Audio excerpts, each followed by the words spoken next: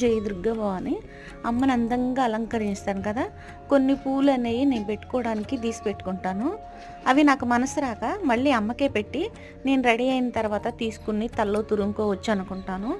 కానీ నేను రెడీ అయినాక అమ్మ దగ్గర నుంచి అసలు కొంచెం కూడా నాకు పువ్వులు తీసుకోబుద్ది కాదు.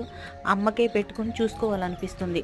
చూసుకుంటూ ఉంటే అమ్మ నిజంగా అసలు మన ఇంట్లో కన్నా కూతురులాగా బిడ్డగలాగా అనిపిస్తుంది నాకు. అసలు ఎప్పుడు కూడా నేను సైడ్ కూర్చుని అమ్మని చూస్తూ ఉంటాను. వెనకాల కురులు అన్నీ కూడా తల్లి చాలా ఇది. నేను ఎక్కువగా బాధ వచ్చినా సంతోషం వచ్చినా నేను అమ్మ పాదాలే పట్టుకుంటాను. అమ్మతోనే చెప్తాను, అమ్మతోనే మాట్లాడతాను, నా మనసులో భారం అంతా తీర్చుకుంటాను. అసలు ఆ తల్లి నాకు ఎంత ధైర్యమో, నేను అమ్మ దగ్గర కూర్చొని మాట్లాడేటప్పుడు నాకేదో ఆ తల్లి మాట్లాడి నా క్వశ్చన్కి సమాధానం వచ్చినట్టు అనిపిస్తుంది. అమ్మని చూస్తుంటేనే నాకు దానికి సమాధానం వచ్చేస్తుంది. జయ దుర్గా భవాని.